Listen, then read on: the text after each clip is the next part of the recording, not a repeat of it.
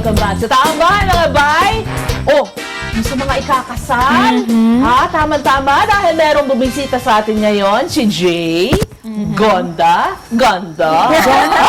Jay, kamusta na? Hello po! Welcome to Tambay. Oo, ang ganda niya. Thank you. Oo. Mas maganda to. At ito, ang maganda. Oo. Diba? Of course. Oo, si RA. RA. Oo, mga bay! Tuturuan tayo ngayon ni Miss J. Gonda. Kung paano ang tamang makeup at yung naaangkop na makeup sa mga ikakasal. Para sa 2016. Oo, tama. Kasal ka na ba? Hindi lang siya eh. Sige. May mga trend din pala yan kapag kada taon. Kung sa damit, di ba, meron din pala pag Ano ba ang trend makeup. ngayon? Oo. Well, actually, hindi naman siya per year nagbabago-bago. Well, for me kasi, my style is always to be timeless. Okay. Like, when you see the makeup in photos, pag nakita ng mga grandchildren mo decades ago, makikita nila yung picture mo, maganda pa rin. Oo. Like, wala siyang certain Era. style o Oo. era. Ibig sabihin, once na nakita mo yung kliyente o kung sino man yung babaeng ikakasal, sabi mo, kay Jay ka nagpa-makeup. Huwag ganon. O, sige. Sure. Oo. Ano ba ang kailangan natin? Siyempre, yung gagamitin natin kay RA. For RA, syempre dapat, I usually recommend using airbrush makeup para, kasi ito, mas smooth, mas natural yung finish niya. Hindi kagaya nung traditional makeup. makeup. Does it last longer? Lasts longer. Up to 8 hours or more. Nang walang retouch. No retouch. No retouch. Teka muna, si RA kasi syempre, yung kailangan din tignan mo yung skin, yung ang tawag din, yung shape ng mukha. Kung acidic, di ba? Oo, May yung mga ganon. Ano bang nababagay sa magandang babaeng ito? For RA, kasi napakaganda, very morena, Pinay na Pinay. For her, dapat bagay na skin tone, yung hindi mag-iiba yung sa neck niya, tsaka sa face niya. Anong ginamit mo? Ano ang gagamitin? For her, I use airbrush. I mix ng color ng dark and light to come up with yung bagay na skin tone sa kanya. Okay. And then, yun. Tapos, actually half done na siya. Yung right part niya is medyo done na. Yung kabila, hindi pa. So, sige. maybe we can... Sure, please. Okay. Ano yan? Ano yung mga nilagay mo katulad dito sa akin? This one. Yan, ano yan? This is a mixing palette para mas mabilis lang gumawa. Okay. sige. Ang ganda ng mga makeup niya, ba? Ilan taon ka nang nagbe-makeup ba, Jay? I started in 2010. So, 2010. Talaga? Paano ka napunta dyan sa anong yan? started out as a hobby lang. Oo. Titi ka naman. Titi ka naman. Ay, yeah. Ganda-ganda. Ayun. Started as a hobby. Yeah, started out as a hobby. Tapos, hindi ko naman plinan na maging business siya. Oo. Tapos, parang, ewan ko, napunta na lang doon. Ang Parang, dami nang nag... Oo, Sige, gusto ko sabi makeup si sa'yo. RA, habang nagsasalita Yeah, ka. Sige Sorry. lang. Kami dito Thank you, yung kilay niya. may tatanong ka, Mami? Wala, na-amaze ako kasi. Talaga? Ano niya ginagawa eh. Di ba, tignan mo naman, napaka... Yung pag... Ikaw lang ba mag-isa? Or do you work as a team or ano? I work as a team. Meron akong Talaga? hairstylist. So, may mga nagbubuhok, assistant. tapos siya Oo. talaga yung sa makeup. Para kompleto nga naman, lalo na kung... Kumbaga, pag nabuhakan ka, tsaka naman sa magme-makeup. Usually Tsaka kasi pag wedding, time pressure. maramihan. Oo.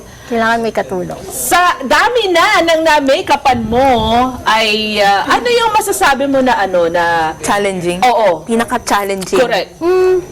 Challenging. Ano ba? Parang wala naman. Wala naman. Wala pa naman. Wala naman. Halimbawa, ano yung pinakamahirap na gawin na part sa pag-makeup? Kilay ba? Eyeshadow? Ako, Or more base? defined talaga ako sa kilay. I want it perfect. Like, yun kasi yung magpe-frame ng face. Tama. Ang kilay. Kasi tayo, pag tinatama tayo, everyday basis, kilay lang, okay na, Oo, di ba? totoo yan. Ayun. Galing. Yeah, tapos pag bride, hindi dapat yung sobrang polish ng kilay. kilay. Dapat natural pa rin. So, susundan lang yung, Sundan mo lang yung kung anong yung mismo meron shape. yung client. Yung bang makeup na ginagawa sa bride ay ganun din ang klase? ng makeup na gagawin mo dapat sa bridesmaid? Or sa mga iba pang abay. Oo. Well, sa bride, kailangan, ano yan, Stand out kailangan yung mga stand yun. out yung Oo. beauty niya, tapos waterproof. Dapat, assume mo na naiiyak ang bride, di ba? Oo. So, dapat Okay. everything, lahat, Kung hindi foundation, smudge. eyeliner, dapat waterproof. Paano ang ginagawa mo? Di ba mga abay, may mga pagkakataon na nangyayari, kakasal, tapos 2 weeks before magpapakasal, tsaka ngayon nagpa-facial at kung ano-ano tumubo sa mukha. Paano yung ganon? Natatakpan yun? Makukover siya, pero iba pa rin kasi pagka yung Smooth. skin mo, maganda na. Like, hindi mo na kailangan. Started out talaga kung ano yung meron ka. So, hindi advisable na magpa-tamis ka ng mukha. Facial should be done siguro mga 2 weeks before. Before. Oh, no. Okay. A month before. Para kung ano man Para mangyari, heal na. may time ka to Diba? heal, kung ano mo tumubo. Even siguro yung pagpapakulay ng buhok dyan. Yes. Oo. Kung sa kilay, sabi mo dapat more natural. How about doon sa sa eyeshadow ng bride? Does it need to be dark or kailangan neutral lang din, brown? I always fresh? use neutral shades lang. Brown, light brown. Ganun. Para mas mukhang natural. Kasi you can't use blue, you can't use green. Parang the bride will come out like a drag queen naman. Totoo. So, yeah. Karaniwan, gaano katagal yung oras na ginugugol mo? For a bride, sa hair and makeup, usually 2 hours. 2 hours. Wow. Ang tagal din eh. It's a layer kasi para maging tough yung makeup. Hindi siya basta-basta pawisan lang mawawala na. Yung parang sinasabi nilang ano yun, nagtutunaw. Ano Natutunaw, o dapat hindi ganun. Nag-fade off. Naaagnas. Naagnas. Yes, that's the term. Tapos sa mga picture mo, di ba makikita mo yung mapa, may mapa-mapa na yung sa face. Dito. Kaya nga dapat na waterproof. Ayun. Pagpuyat ang bride, paano? Pagpuyat. Oo, usually ganyan Di ba kasi bridal shower ng lalabas, gabi. lalabas din yung ano ginagawa niyo? Kapag alam niya na magpupuyat siya, Oh. dapat well, actually, advisable na wag magpuyat kasi yeah. wedding on the next day. What I do na lang is to cover up syempre yung dark circles. You can cover up very easily, pero kapag puffy siya, Oo. yun ang medyo mahihirapan talaga tayo. So, mas magandang wag na lang talaga sila magpuyat. Sure. Ayun, sige. RA, okay ka lang Detalye talaga siya, no? Okay lang po. Okay lang po, ang sabi niya.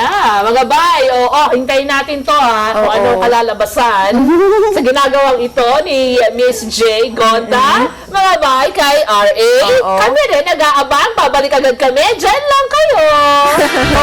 Hindi naman tayo papamakeup. Oo nga eh. Meron na